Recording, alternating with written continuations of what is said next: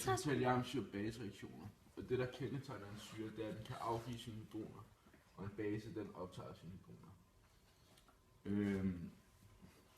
Og en hydron, det er en hydrogenkerne uden nogen elektroner, derfor har den en positiv ladning. Og en hydron, den kan ikke fungere frit i et kemisk system, så derfor kan en syre kun afgive sine hydroner, når der er en base til stede. Og det kalder man en syre-base-reaktion. Og et eksempel på en syre-base-reaktion ser vi her, hvor vand fungerer som en syre, da den afgiver sit hydron som ammoniak.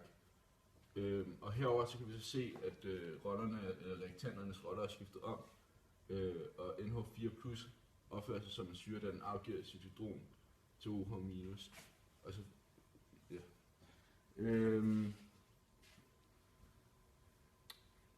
Og så findes der også stærke og svage syrer. Og en syres styrke afhænger af, hvor god den er til at afgive sine hydroner. Og en bases styrke afhænger af, hvor god den er til at modtage hydroner. Og hvis en syre er stærk, har den en pKs, der er under 0. Og hvis en syre er svag, så har den en pKs, der er over 4, men under 10. Og det samme gælder for en svag base, så har den en pKs, der er over 4 og under 10, eller en pKb, der er over 4 og under 10. Og den har en pKb, der er under 0.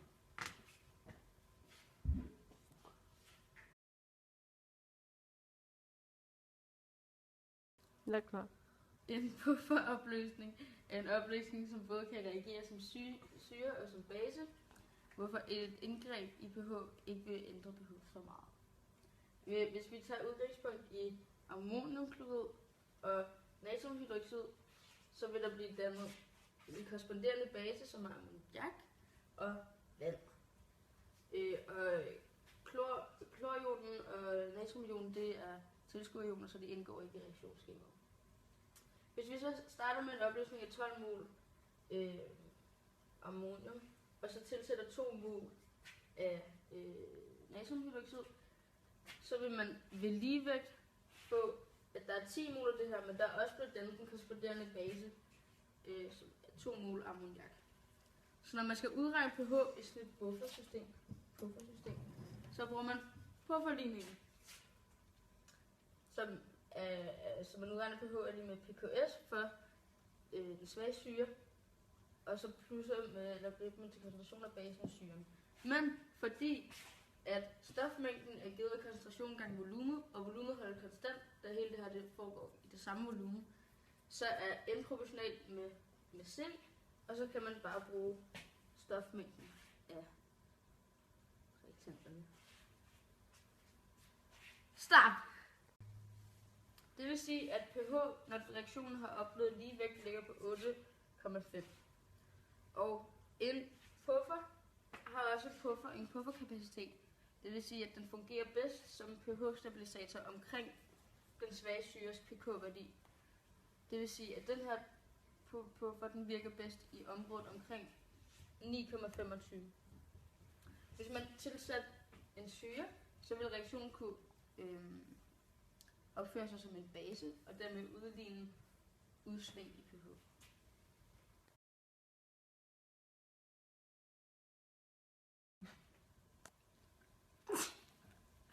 Ja, så ved dette pH ved man jo ikke sådan helt, hvor meget syre der er, og hvor meget base der er.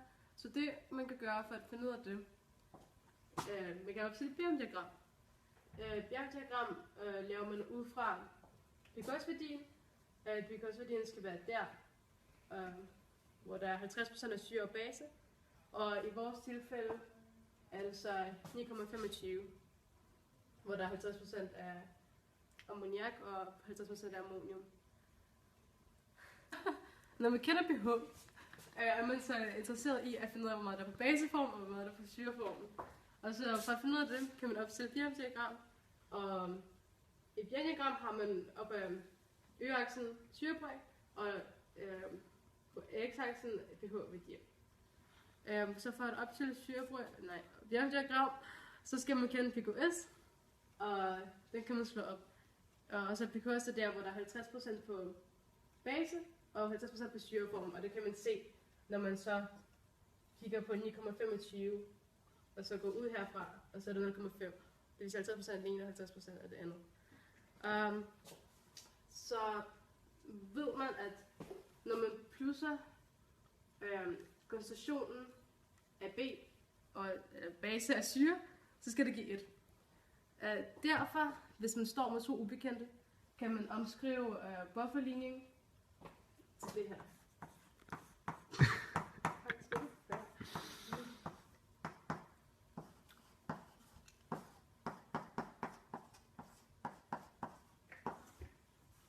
Ja, så har man kun et ubekendt, og så kan man så finde ud af, hvor meget der er på baseformen. Og så trækker man det her, så trækker man det her fra 100. Så trækker man det her fra 100, og så finder man ud af, hvor meget der er på baseformen. Man kan også bare, aflæse. Så finder man 8 pH, som er lige med 8,5 på pH-aksen. Og det her er cirka. Og så går man op, og det er cirka her. Oh my god. Og det er cirka sådan 88%. Det vil sige, ja, så har vi 88% af ammoniak. Det vil sige 88% på baseform. Og så har man 12% af ammonium. Så 12% på syreform. Der er også nogle, der har 2 pKs-værdier. Dem kan man få om forløb, fordi at de kan både blive til en base og syre.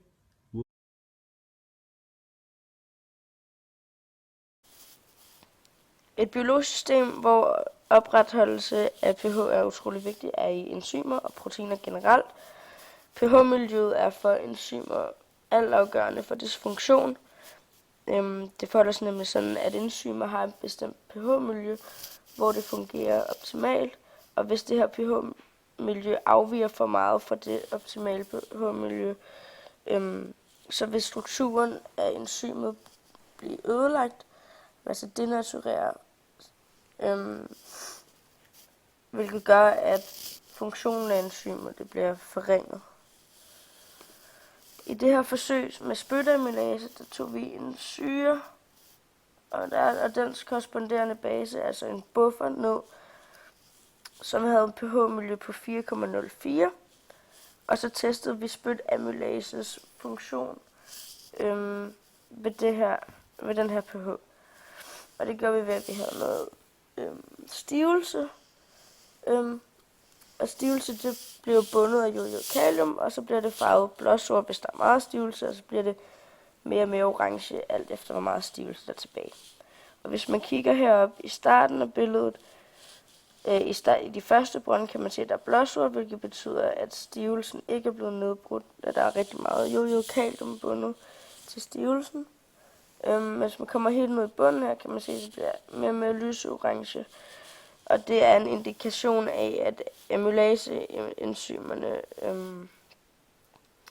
at amylaseenzymerne har nedbrudt al stivelsen.